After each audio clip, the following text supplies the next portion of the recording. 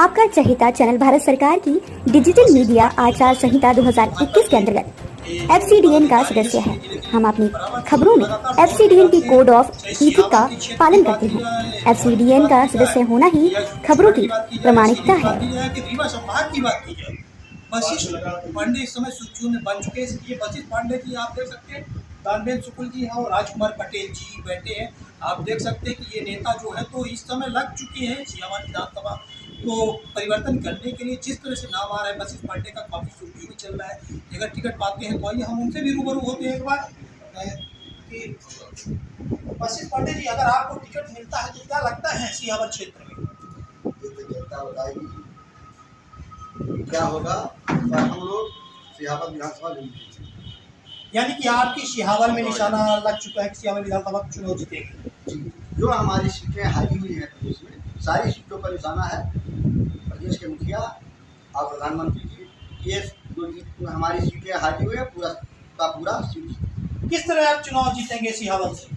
सिहावल से भारतीय जनता पार्टी की सरकार ने, मध्य प्रदेश की सरकार और देश की सरकार ने जो कार्य किया है उसके बल पर और कार्यकर्ताओं के बल पर हम भारतीय जनता पार्टी सिहावल विधानसभा को निश्चित जीतेगी। और जब भारतीय जनता पार्टी के कार्यकर्ता को टिकट मिलेगा तो जिस तरह से वशिष्ठ पांडे सुर्खी में चल रहे हैं, उनको इस समय जो रणनीति बन रही है और उसकी जो चर्चाएं हैं कि राजकुमार जी आप भी दावेदार हैं, उषा गोपाल जी भी दावेदार हैं और वशिष्ठ पांडे जी दावेदार हैं, तो क्या लग रहा है वशिष्ठ को मिलता है तो क्या लग रहा है आपको? अगर वशिष्ठ पांडे जी को टिकट मिलेगा तो हम चुनाव जीतेंगे, दुनिया की कोई ताकत ना हरा पाएगी। यानी कि आप लोग इस समय रणनीति में चल रहे हैं, आप चुनाव भी बिल्कुल लड़ रहे हैं, क्योंकि हमको विधानसभा सियावर का इस बार बदलाव करना है। इसके पूर्व में जिला पंचायत का चुनाव कमिश्नर प्रतिनिधि भाई संघ अभी हाल ही में जिस तरह से आपने जिला पंचायत श्रीमान जो उनके खिलाफ आप लड़े, बहुत कम अंतरों से आपने पराजय हुए, लेकिन उनको एक चुनाव ऐसा लग रहा है चुनाव उन्होंने लड़ा, इस बार लड़े हैं।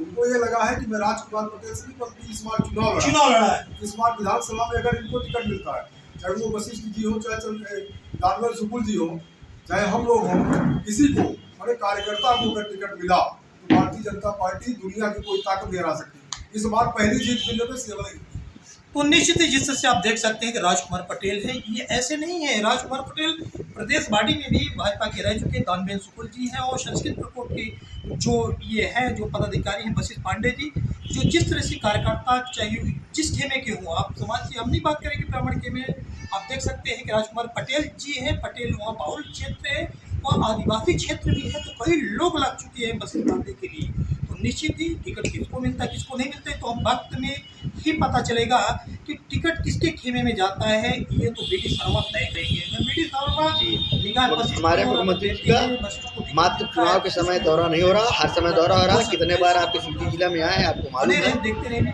हर समय जनता के हित में, जनता के सुगमय के लिए, हर काम करने के लिए मुख्यमंत्री दौरा करते रहते हैं। और जो बोनस मिला है उनका अधिकार है, इसलिए उनको दे रहे हैं। कोई ये चुनावी बात नहीं है। चुनावी बात तो रहता ही है, चुनाव का समय आ रहा है तो चुनावी बात तो होगा ही। जिस तरह से आज आपके पूर्व मंडल अध्यक्ष दानवेंद्र शुक्ल जी आपके साथ में, सुनील पटेल जी की अगर बात की जाए वो भी साथ में, अंत्योदय प्रकोट के दानवेंद्र शुक्ल जी है, तो निश्चित ही जैसे सुनील पटेल जी भी हैं। और सिहावल क्षेत्र जो पटेल बाहुल है, ब्राह्मण बाहुल है और वहाँ आदिवासियों बाहुल क्षेत्र है, किस तरह आप सिहावल क्षेत्र निर्णायक आप कैसे चुनाव जीत पाएंगे? देखिए, हमारे मुख्यमंत्री जी का योजना, प्रधानमंत्री जी का योजना इतना ज़्यादा है कि वहाँ जातवाद नहीं चलेगा। सभी वर्ग मिलकर के भाजपा को जिताएंगे। और इस बार सिहावल को 100% ही ये मानिए कि सिहावल विधानसभा कांग्रेस हारेगी और भाजपा जीतेगी। इस समय लगातार जो ये लाडली बहना योजना जो चल रहा है पूरे मध्य प्रदेश में, इससे तो चर्चाएं हैं कि भाजपा के पक्ष में काफ़ी 15% से 20% बढ़ रहा है वोट बैलेंस, क्या है सच्चाई? देखिए, 100% बढ़ेगा, क्योंकि हमारे मुख्यमंत्री भांजे और जीजाओं को 10,000 रुपया पर ईयर दिए, पर सोचे कि हमारे बहनें इनसे ज़्यादा मेहनत करती हैं और दो परिवार को एक साथ जोड़ती हैं, इसलिए 2,000 ज़्यादा देकर 12,000 रुपया साल में देने के लिए वो अपना प्रोग्राम बनाए और देने के लिए कार्य कर रहे हैं। आपका पूरा परिचय एक बार चैनल के माध्यम से। मैं वशिष्ठ पांडे, ग्राम उफरौली, जिला सिंधी के रहने वाला हूँ और भाजपा ने मुझे प्रदेश सह संयोजक सांस्कृतिक प्रकोष्ठ का पद मिला है। जिस तरह से आपका लगातार सिहावल क्षेत्र में दौरा बराबर चल रहा है, एक तो आप संस्कृत प्रकोष्ठ के जिस तरह से आज सीधी जिले के दौरे में भी आए, लगातार आपका सिहावल क्षेत्र और पूरे जो आपका रीवा संभागीय क्षेत्र है लगातार कार्यक्रम चल रहा है, क्या कहेंगे जनता के लिए? देखिए, जो हमारी सीटें हारी है, मेरी पार्टी का विशेष ध्यान है, वो सीटें हमें जीतना जरूरी है। जीतने के लिए हम सबको मेहनत करना पड़ेगा और यह सीट सिहावल को इस बार हर हालत जीतना है। और यह जनता जनार्दन भाजपा के पक्ष में है और कांग्रेस के जो नीति है, जो अपनापन है, इसके चलते बहुत परेशान है, इसलिए भाजपा के पक्ष में है। अभी हाल ही में पूर्व मंत्री राजेश शुक्ला जी को सीधी जिला का जो प्रभारी अभी तौर जो बनाया गया है, उनको सीधी सिगरौली दायित्व जो मिला है, तो कुछ ऐसा लग रहा है कि कुछ परिवर्तन होगा कि नहीं होगा? देखिए, ये रीवा संभाग के वरिष्ठ नेता हैं और 5 जिलों में उनका प्रवास होगा। 5 जिला में जो हमारे पार्टी में कैसे पार्टी को गति मिले, पार्टी चुनाव में जीते, उसके लिए सबको, जितने बड़े नेता हैं, छोटे नेता हैं, सबको एक करके पार्टी को जिताने के लिए 2023-2024 में जिताने के लिए ये पूरा प्रयास करेंगे। इसीलिए आ रहे हैं और बैठक करेंगे। जिस तरह लगातार जो बड़े नेताओं की जो सुर्खियों में है, अभी हाल में मुख्यमंत्री शिवराज जी भी 12 मंत्रियों को जो कैबिनेट दर्जा प्राप्त जो विंग अभी मंत्री बनाए हुए हैं, तो निश्चित ही भाजपा की ओर जनता का कुछ आगे नहीं, जनता का किसी प्रकार का भाजपा के प्रति गलत नीति नहीं है। भाजपा के प्रति उनका निष्ठा है, भाजपा को जिताने का है।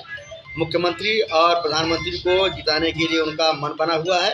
नेता चुनाव समय आ रहा है, हर व्यक्ति चुनाव के समय में, अच्छा, मेरा पार्टी जिस दिन से चुनाव जीती है उसी दिन से चुनाव के मूड में काम करती है, न कि मात्र चुनाव के लिए ही काम करती है, जनता की सेवा के लिए काम करती रहती है।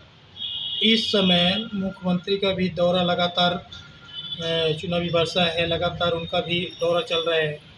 अभी हाल ही में व्यवहारी में जो आए दानवेंद्र शुक्ल जी, आप लगातार भाजपा के कई पदों में रह चुके हैं जी। क्या है लक्ष्य इस बार की चुनावी रणनीति, कुछ कहेंगे आप? बिल्कुल, सीधी जिले में भारतीय जनता पार्टी 4 की चारों विधानसभा सीट जीत करके और अपना परचम फहराएगी। जिस तरह से लाडली बहना योजना मध्य प्रदेश के मुख्यमंत्री शिवराज जी ने जो लागू किया है, जिस तरह से केयोक्ष हो या कि जो जितने आप भी दौरा किए होंगे, तो हर स्थानों में जो बहनों की लाइन लग रही है, तो क्या वोट का प्रतिशत कुछ बढ़ा है कि नहीं बढ़ा? बिल्कुल 100% बढ़ा है और महिलाओं का वोट भारतीय जनता पार्टी की ओर 100% जा रहा है। इस लाडली बहना के योजना के तहत भारतीय जनता पार्टी को बहुत बड़ा बल मिला है। जिस तरह से अभी हाल ही में चर्चा है कि विपक्ष, मैं नाम नहीं लेना चाहता हूं, चाहे कांग्रेस हो चाहे और दल है, विपक्ष कह रही है कि चुनावी रणनीति में बहनों को जो लालच दिया जा रहा है, सच्चाई क्या है? विपक्ष तो कुछ भी कह सकता है। विपक्ष यही विचार कर रहा है कि लाडली बहना केवल चुनाव के लिए दिया जा रहा है, लेकिन ऐसा कुछ नहीं है। भारतीय जनता पार्टी के मुखिया, प्रदेश के मुखिया माननीय शिवराज सिंह जी ने जितनी योजनाएं बनाई, अभी तक वो योजनाएं, सारी योजना चल रही है, तो कैसे ये मान लिया जाए कि केवल चुनाव भर के लिए है? यह अनवरत चलेगी और भारतीय जनता पार्टी निश्चित रूप से मध्य प्रदेश में फिर से अपना परचम लहराएगी।